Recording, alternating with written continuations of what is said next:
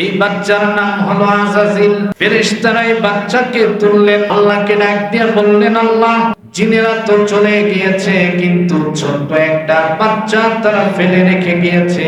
বাচ্চাটা দেখতে বড় সুন্দর, দেখলে মায়া লাগে। আল্লাহ বলেন, এই বাচ্চাকে কি আমরা রেখে দিব নাকি মেরে ফেলবো? আল্লাহ তাআলা বললেন, এই বাচ্চাকে মারার দরকার নাই, বাচ্চাকে জিনদের কাছে ফেরত দেওয়ার দরকার নাই, তোমরা এই বাচ্চাকে লালন পালন করো। সুবহানাল্লাহ বলবেন না? আল্লাহ রাব্বুল আলামিনের হুকুমে ফেরেশতারা আজাজিলকে লালন পালন করে। জিবরিল আমিনকে আল্লাহ তাআলা দায়িত্ব দিলেন, দুধ খাওয়ানোর দায়িত্ব, দুধ পান করানোর দায়িত্ব তোমার। আল্লাহ জিবরিলের এক আঙ্গুলের মধ্যে দুধ দিলেন, আর এক আঙ্গুলে মধু। আজাজিলের যখন ক্ষুধা লাগে, জিবরিল এসে প্রথম আঙ্গুলি যখন দেন, তখন আঙ্গুলি দিয়া দুধ বের হয়। দ্বিতীয় আঙ্গুলি যখন দেন, তখন আঙ্গুলি দিয়া মধু বের হয়। আল্লাহ তাআলা এই ফেরেশতা জিবরিলের মাধ্যমে দুধ আর মধু খাওয়ায়া আল্লাহ তাআলা কালসাপ পড়ছে। আল্লাহ রাব্বুল আলামিন জমিন যখন তৈরি করার জন্য আল্লাহ তাআলা মনস্থ করলেন, যেদিন আল্লাহ রাব্বুল আলামিন জমিনের যে পানি ছিল, পানির উপরে আল্লাহ নজর করলেন, আর পানির মধ্যে যেদিন ফেনার আবির্ভাব হলো, ফেনার থেকে যখন মাটির উৎপাদন শুরু হয়েছিল, এই সর্বপ্রথম জমিনের মাটি যেই দিন উৎপাদন শুরু হয়, সেই দিনটা ছিল মুহররমের 10 তারিখ, আশুরার দিন। কয়েকটি শুধু সংক্ষেপে শিরোনাম বলছি যে মুহররমের 10 তারিখে কি কি হয়েছিল। আল্লাহ রাব্বুল আলামিন জমিন সৃষ্টি করলেন। জমিনের মধ্যে আল্লাহ রাব্বুল আলামিন জিনদেরকে দিলেন। পরবর্তীতে আল্লাহ তাআলা ফেরেশতাদেরকে জমিনের মধ্যে প্রেরণ করলেন। আল্লাহ তাআলা যখন মানুষ বানানোর জন্য আল্লাহ মনস্থ করলেন, মানুষকে আল্লাহ তাআলা তৈরি করার জন্য প্রস্তুতি গ্রহণ করলেন। সর্বপ্রথম যেই মানুষের দেহ আল্লাহ তাআলা তৈরি করলেন, তিনি হচ্ছেন হযরত আদম। হযরত আদম আলাইহিস সালামের দেহ আল্লাহ তাআলা যেই দিন তৈরি করেছিলেন, সেই দিনটাও ছিল মুহররমের 10 তারিখ, আশুরার দিন। ইতিহাস লিখেছে, হযরত আদম আলাইহিস সালামের দেহের মধ্যে আল্লাহ তাআলা যেই দিন রূহ দিয়েছিলেন, রূহ আল্লাহ তাআলা যেই দিন আদমের দেহের মধ্যে প্রবেশ করিয়েছিলেন, সেই দিনটাও ছিল মুহররমের 10 তারিখ, আশুরার দিন। আল্লাহ রাব্বুল আলামিন সব মাখলুকের মধ্যে মানুষকে শ্রেষ্ঠত্ব দান করেছিলেন এই আশুরার 10 তারিখে। আল্লাহ রাব্বুল আলামিন হযরত আদমকে ফেরেশতাদের দ্বারা সম্মানিত করেছিলেন মুহররমের 10 তারিখ আশুরাতে। এমনি ভাবে করে অসংখ্য বর্ণনা রয়েছে। আল্লাহ রাব্বুল আলামিন বলেছেন, إذ قال ربك للملائكة إني خالق بشرا من طين। আল্লাহ রাব্বুল আলামিন ফেরেশতাদেরকে বললেন, আমি মাটি থেকে মানুষ সৃষ্টি করতে চাই। আল্লাহ ফেরেশতাদেরকে আদেশ দিলেন, তোমরা আদমের একটা দেহ তৈরি করো, এভাবে এভাবে করে একটা দেহ বানিয়ে দাও। ফেরেশতারা হযরত আদমের দেহ বানিয়ে ফেললেন। আল্লাহ রাব্বুল আলামিন দেখার পরে বললেন, তোমরা যে আদমকে বানিয়েছো, এটা আমার পছন্দ হয় নাই, আমার মনোনীত হয় নাই। আল্লাহ তাআলা বললেন, ফেরেশতারা রে, আদমকে তোমরা বানাইলে চলবে না, এবার আমি আল্লাহ নিজ হাতে আমার সৌন্দর্য দিয়া আদমকে আমি তৈরি করব। আল্লাহ রাব্বুল আলামিন আদমের চেহারা বানাইলেন, নাক দিলেন, কান দিলেন, চক্ষু দিলেন, মুখ দিলেন, গাল দিলেন, সুন্দর করে মাথা দিয়ে আল্লাহ তাআলা আদমের আকৃতিটা আল্লাহ তৈরি করলেন। আল্লাহ তাআলা তৈরি করে ফেরেশতাদেরকে বললেন, ফেরেশতারা এবার নজর করে দেখো তো আদমকে কেমন দেখা যায়। ফেরেশতারা হযরতে আদমের দিকে নজর করে বলে, আল্লাহ, আপনার জমিনের মধ্যে যত মাখলুক আপনি এত সময় পর্যন্ত সৃষ্টি করেছেন, আমাদের দেখা মতে সব মাখলুকের মধ্যে সবচেয়ে সুন্দর মানুষ হচ্ছে হযরতে আদম। আল্লাহ রাব্বুল আলামিন বললেন, শোনো ফেরেশতারা, আদম কেন সুন্দর হবে না? আমি আল্লাহ তাআলা যা কিছু সৃষ্টি করেছি আদমের চাইতে সুন্দর করে আর কোন সৃষ্টি আমি করি নাই। এই মানুষকে আমি সবচাইতে সুন্দর করেছি। মানুষ যে সুন্দর এই কথার স্বীকৃতি আল্লাহ তাআলা সর্বপ্রথম নিয়েছেন ফেরেশতাদের কাছ থেকে। আল্লাহ তাআলা সেই কথাটাই কোরআনের মধ্যে সূরা ৩-এর মধ্যে আল্লাহ নোট করে দিয়েছেন। পড়েন সবাই, ওয়াত-তিনি ওয়াস-সাইতুন ওয়া-তুরি সিনিনা ওয়া হাযাল বালাদিল আমিন লাকাদ খালাকনাল ইনসানা ফি আহসানি তাকওয়িম। আল্লাহ বলেন, সবচাইতে সুন্দর অবয়ব দিয়ে আমি আল্লাহ মানুষকে সৃষ্টি করেছি। সুবহানাল্লাহ। সবচাইতে সুন্দর কাকে বানিয়েছেন? মানুষকে বানিয়েছেন। আল্লাহ রাব্বুল আলামিন আল্লাহ তাআলা বলেছেন, فإذا سويته ونفخت فيه من روحي فقعوا له ساجدين।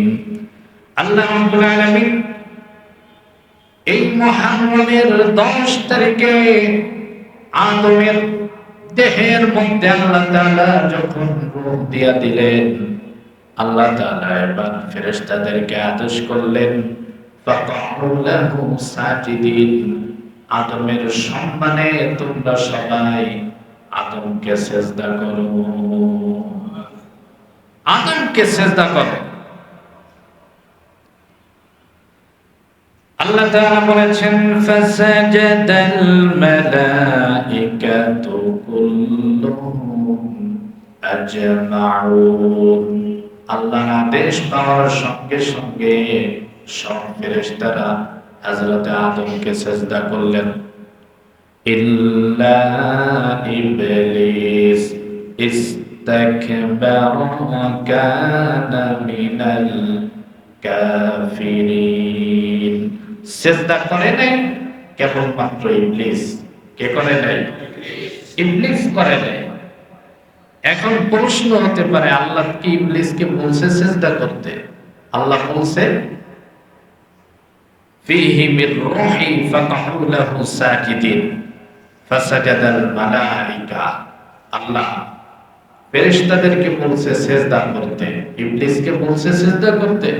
ইবলিস আসলো কোথা থেকে? লম্বা ঘটনা বুঝার জন্য সংক্ষেপে বলছি। এই জমিনে যখন জিন জাতি বসবাস করত, জিনেরা এক সময় মারামারি, কাটাকাটি, হানাহানি, হিংসা, বিদ্বেষ, ফাসাদ, রক্তপাত, খুনাখুনি, খুন, দর্শন, রাহাজারি, জুলুম নির্যাতন এমন কোন পাপিষ্ঠ কাজ নাই যা জিনেরা করে নাই। অতিরিক্ত যখন করা শুরু করল, আল্লাহ রাব্বুল আলামিন ফেরেশতাদেরকে বললেন, জিনদেরকে পিটায়া জমিন থেকে তাড়িয়ে দাও। ফেরেশতারা এসে জিনদেরকে পিটায়া তাড়িয়ে দিল। এই জিনেরা যখন জমিন ছেড়ে পালিয়ে যেতে লাগলো, জিনরা চলে গিয়েছে, কিন্তু জিনদের মধ্য থেকে জিনদের একটা বাচ্চা, ছোট সন্তানকে তারা দৌড়ানোর সময় জমিনে ফেলে রেখে তারা পালিয়ে চলে যায়। কার বাচ্চা? জিনের বাচ্চা। এই বাচ্চার নাম হলো আযাজিল। ফেরেশতারা এই বাচ্চাকে তুললেন, আল্লাহকে ডাক দিয়ে বললেন, আল্লাহ, জিনেরা তো চলে গিয়েছে, কিন্তু ছোট্ট একটা বাচ্চা তারা ফেলে রেখে গিয়েছে। বাচ্চাটা দেখতে বড় সুন্দর, দেখলে মায়া লাগে।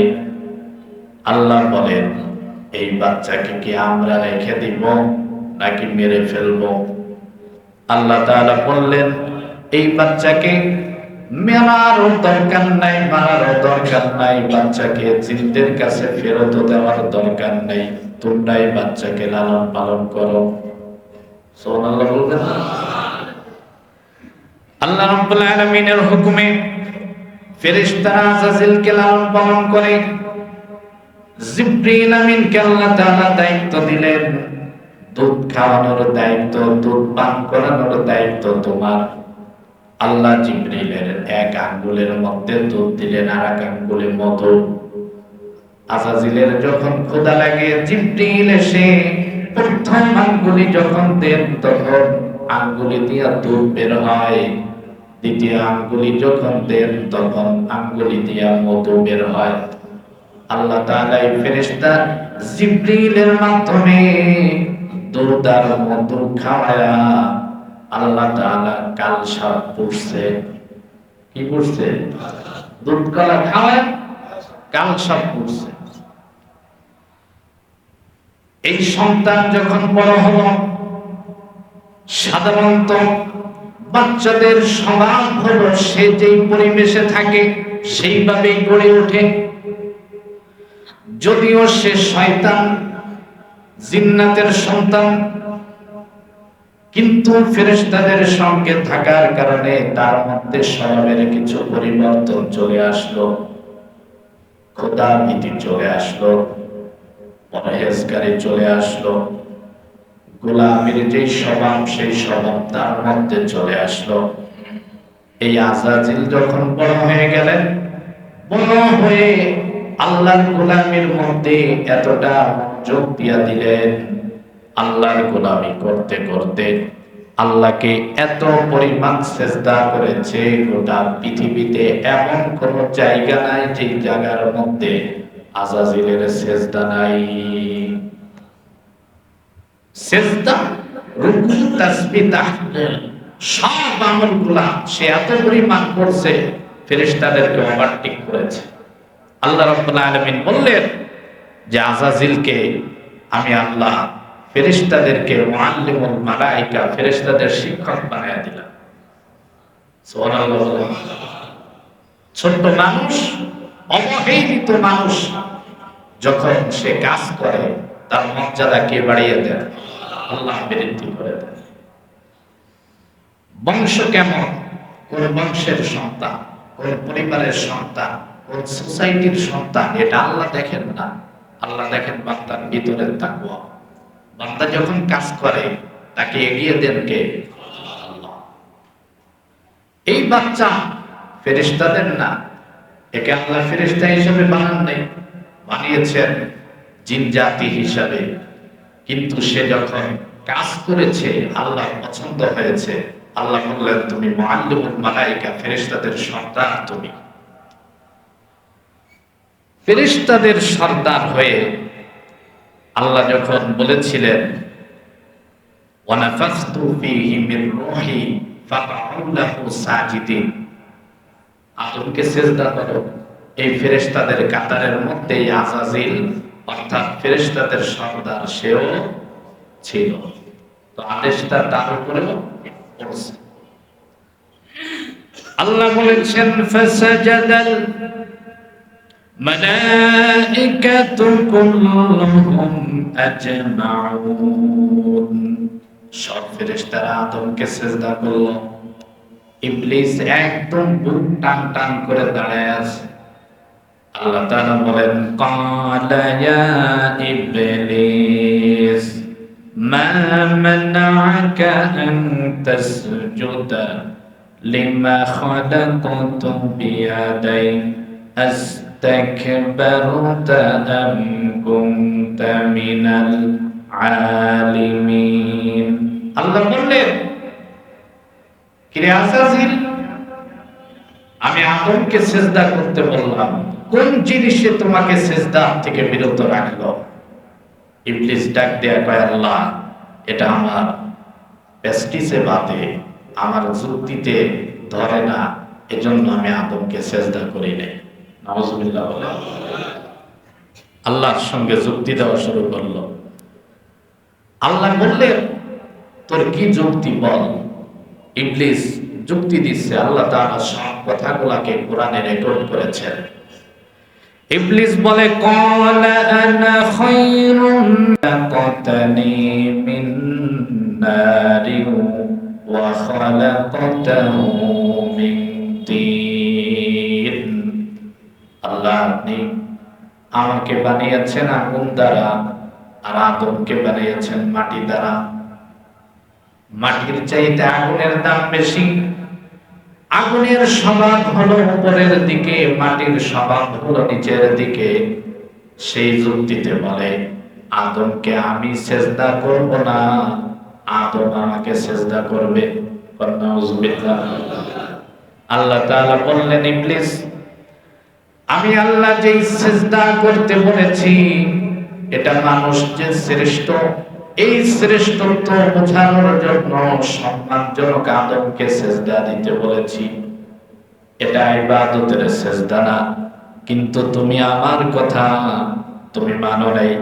আল্লাহ তাআলা বললেন, ক্বালা ফাখরুজ মিনহা ফাইন্নাকা রাজীম। আল্লাহ বললেন, তুই আমার দরবার থেকে বের হয়ে যা। ফাইন্নাকা রাজীম, তুই আজ থেকে হচ্ছিস বিতাড়িত শয়তান। নাউজুবিল্লাহ।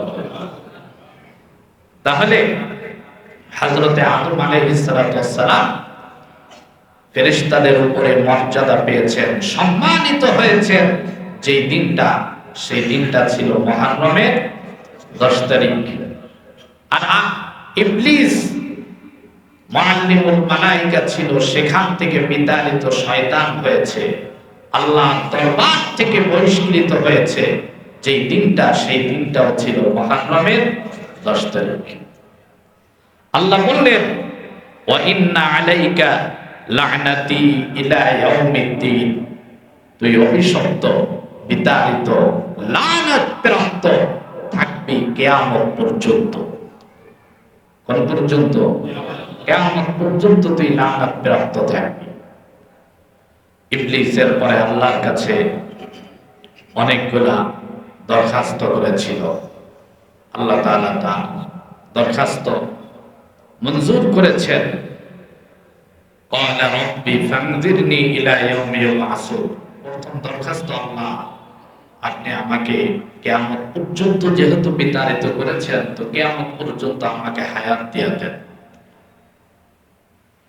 আল্লাহ বললেন, যা দিয়ে দিলাম। ক্বালা ফাইন্নাকা মিনাল মুনজারিন ইলা ইয়াউমিল ওয়াক্তিল মা'লুম। ইবলিস এক এক করে তার কর্মসূচি বর্ণনা করলো, লম্বা আলোচনা। আল্লাহ তাআলাকে বললেন, আল্লাহ বললেন, তুই যা চাইছিস সবগুলো তোরে দিয়ে দিলাম। ইবলিস কয়, আল্লাহ, আপনি কি বুঝছেন আমি আপনার কাছে কি চাইলাম? আল্লাহ কয়, কি চাইছিস? কয়, আমি যা চাইছি আর আপনি যা দিলেন, আপনি লিখে রাখেন, এই আদমের কোন সন্তান আপনার জান্নাতে যাইতে পারবে না, সেই কাজ আমি করে দিব। আল্লাহ কয়, সত্যি তাই? বলে, হ্যাঁ। এটা কি তোর চ্যালেঞ্জ? বলে, হ্যাঁ, আমার চ্যালেঞ্জ। আল্লাহ তাআলা বললেন, শোন ইবলিস, আজকে যেই কারণে তুই আমার কাছ থেকে বিতাড়িত হয়ে গেলি, তোর এই চরিত্র আর স্বভাব যেই মানুষের মধ্যে থাকবে, সেই মানুষকে জাহান্নাম থেকে কেউ মুক্তি করতে পারবে না। তবে তোর মতো অহংকার যদি কোনো মানুষের মধ্যে না থাকে, ওই মানুষটা যদি, ওই আদম সন্তান যদি 100 বছর হায়াত পায়, 200-300 বছর হায়াত পায়, 40-50-60 বছর হায়াত পায়, আর সারাটা জিন্দেগি পরে যদি এই মানুষটা যদি আমার নাফরমানি করতে থাকে, আর শেষ সময় এসে যদি মৃত্যুর আগ মুহূর্তে আমার কাছে তওবা করে মাফ চায়, আমি আল্লাহ ওই মুহূর্তে আদম সন্তানকে মাফ করে আমি জান্নাত দিয়া দিব। শেষ মুহূর্তে, জীবনে কোনো আমল করে নাই, মৃত্যুর বিছানায় যখন মালাকুল মউত উপস্থিত, সেই মুহূর্তে বান্দা খালেস দিলে তওবা করেছে, আমি আল্লাহর কাছে মাফ চেয়েছে, ওই মুহূর্তে মাফ করে তোর জীবনের, সারা জীবনের সব ষড়যন্ত্রকে আমি আল্লাহ মাটির সঙ্গে মিশায়া আমার বান্দাকে মাফ করে আমি জান্নাতি বানায়া দিব। ইবলিস কয়, আল্লাহ হেরে গেলাম, সিলিন্ডার করলাম, আপনি যদি দয়া করেন তাহলে তো আমি পারবো না। কিন্তু আল্লাহ বললেন, যার মধ্যে তোর খাসলাত আছে, বেয়াদবি আছে, যার মধ্যে অহংকার আছে, তাকাব্বুরি আছে, সে হেদায়েত পাবে। এই 10ই মুহররম প্রত্যেক বছর আমাদের মাঝে আসে। আমরা শুধু রোজা রাখি, শুধু কিছু আমল করি, এর মধ্যে শেষ করি। কিন্তু 10ই মুহররমের মধ্যে রয়েছে আমাদের জীবন পরিবর্তনের সবচেয়ে বড় শিক্ষা। শিক্ষা আমরা গ্রহণ করি না। এই যে কথাগুলো এত সময় পর্যন্ত বললাম, আপনার ইবলিস তার সেজদা কোন ছিল? কথা বলেন, নামাজ কোন পড়ে নাই? আল্লাহর এমন কোন ইবাদত নাই যা ইবলিস করে নাই। একটা কারণে শুধুমাত্র বিতাড়িত হয়েছে, তা হচ্ছে তার অহংকার। কি? অহংকারের কারণে তার সব আমলগুলা মুহূর্তের মধ্যে আল্লাহ নিঃশেষ করে দিয়েছেন, বিতাড়িত করে দিয়েছেন। এজন্য মনে রাখবেন, এখানে আরেকটি কথা আছে। আল্লাহ ইবলিসকে আদেশ কি দিয়েছিলেন? ইবলিস অমান্য কি করেছে? অহংকার করে কি অমান্য করলো? অমান্য এটা করেছে, আল্লাহ আদমকে সম্মানিত মানুষ বানিয়েছেন, আল্লাহ তাকে সম্মান জানানোর আদেশ দিয়েছেন। সম্মানিত মানুষকে সম্মান না দেওয়ার কারণে আল্লাহ তাকে বিতাড়িত করেছেন, ঠিক না? এজন্য মনে রাখবেন, আপনার হজ ঠিক আছে, বছরে বছরে উমরা ঠিক আছে, যাকাত ঠিক আছে, রোজা ঠিক আছে, নামাজ ঠিক আছে, চিল্লা ঠিক আছে, পীরের খানকায় দৌড়াদৌড়ি ঠিক আছে, সব কিছু ঠিক আছে, মসজিদ মাদ্রাসা খেদমতের সঙ্গে জড়িত আছেন। মাগার আপনার মধ্যে যদি মানুষকে সম্মান করার মতো মন মানসিকতা না থাকে, স্পষ্ট জেনে রাখেন, ইবলিসের এই ঘটনা থেকে আপনি চেহারা সুরাতে মানুষ হতে পারেন, প্রকৃত অর্থে মানুষ না, আপনিও শয়তান। শয়তান কেন? শয়তান কেন? আজকে পথে ঘাটে যুবক ভাইয়েরা, কলিজার টুকরা যুবকদেরকে বলছি, মুরব্বীদেরকে সম্মান করতে শিখো। মুরব্বীর যে সম্মান, সেই সম্মান যদি না দাও, তুমিও ইবলিস হয়ে যাবে। বড় ভাইকে বড় ভাইয়ের সম্মান দাও, চাচাকে চাচার সম্মান দাও, বাপকে বাপের সম্মান দাও, মাকে মায়ের সম্মান দাও, এলাকার মুরব্বীদেরকে মুরব্বীর সম্মান দাও। যার যতটুকু সম্মান পাওয়ার উপযোগী, ততটুকু সম্মান যদি দিতে না শিখো, মনে রাখো তুমিও ইবলিসের খালাতো ভাই। এজন্য একজন মানুষ শ্রেষ্ঠ হয় তখন যখন অন্যকে সম্মান করতে শিখে। মানুষ আল্লাহর কাছে দামি হয়। আর মৃত্যুর আগে গুনাহ থাকলেও আপনি তওবা করার মতো সুযোগ পেয়ে যাবেন। যদি আপনার মধ্যে নম্রতা থাকে, এই ভদ্রতা থাকে, মানুষকে সম্মান করার মতো মন মানসিকতা থাকে। আল্লাহ রাসূল সাল্লাল্লাহু আলাইহি ওয়াসাল্লাম বলেছেন, ফাদলুল আলিমি আলাল আবিদি কাফাদলি আলা আদনাকুম।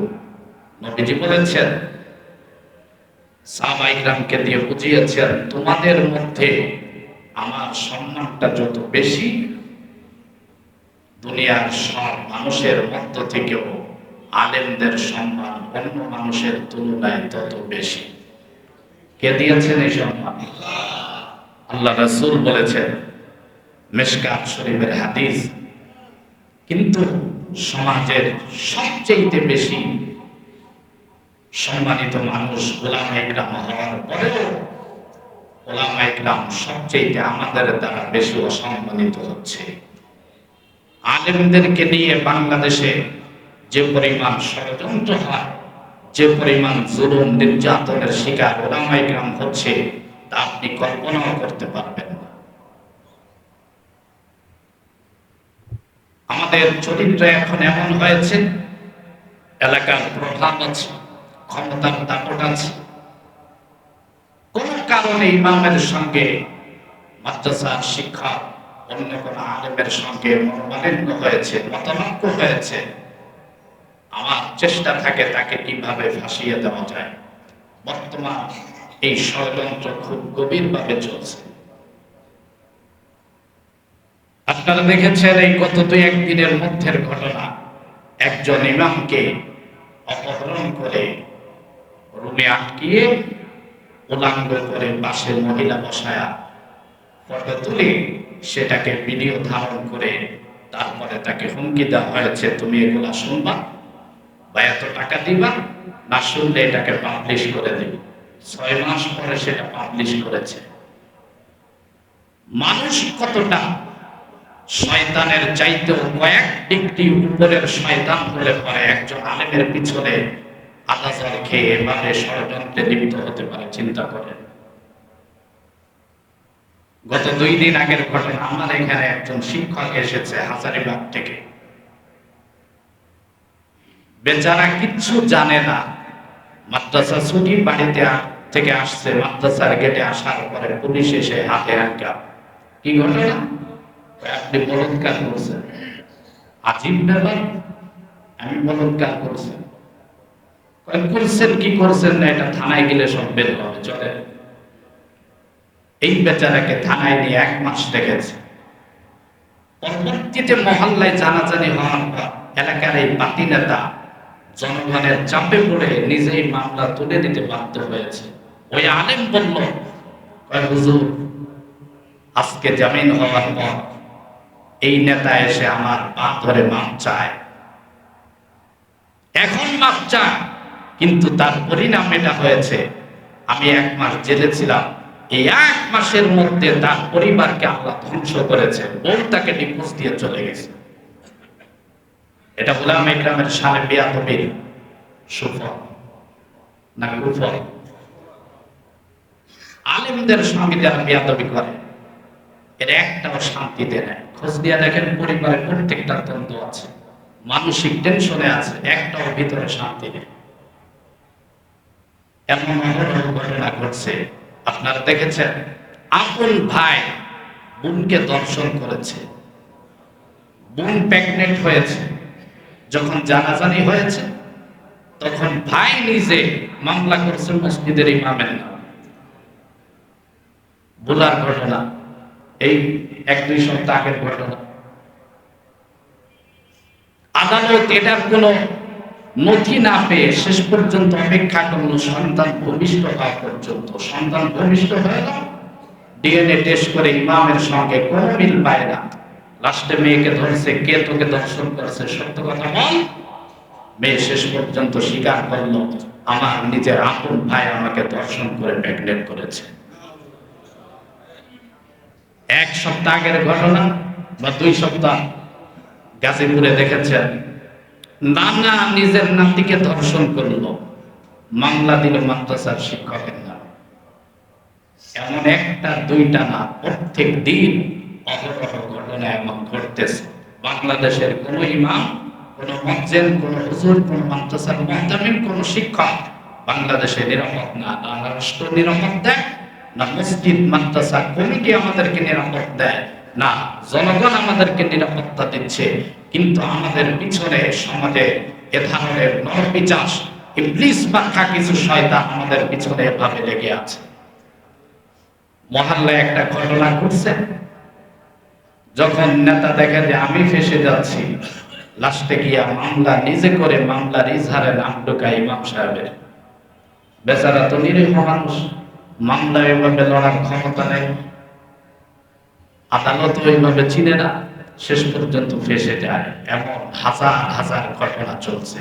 বাংলাদেশে একটা সংগঠন হয়েছে আলেমদেরকে, এখানে কয়েক হাজার লক্ষের অধিক সিমি জমা হয়ে আছে, যেখানে আলেমরা এই সমস্ত হয়রানির শিকার হয়ে তারা এখন উল্টা মামলায় লড়তেছে। আল্লাহ হেফাজত করেন। কথাটি এজন্য টানলাম, বর্তমান প্রসঙ্গে আসছে সেজন্য বললাম। আমার আলোচনা বোঝানোর মূল মাকসাদ হচ্ছে সমাজের মধ্যে প্রত্যেকটি মানুষের ব্যক্তিগত সম্মান আছে না? চেয়ারম্যানের সম্মান চেয়ারম্যানের মতো, মেম্বারের সম্মান মেম্বারের মতো, মুরব্বীর সম্মান মুরব্বীর মতো, যুবকের সম্মান যুবকের মতো। মুরব্বীদেরকে যুবক ভাইয়েরা সম্মান করবে, মুরব্বীরা যুবকদেরকে স্নেহ করবে, ভালোবাসা দিবে। এভাবে যদি সমাজটা যদি হৃদ্যতাপূর্ণ ভালোবাসা দ্বারা আবৃত না হয়, রাসূলের আদর্শ যদি না আসে, আমি আপনি চেহারা সুরাতে মানুষ হতে পারি, কিন্তু আসলে মানুষ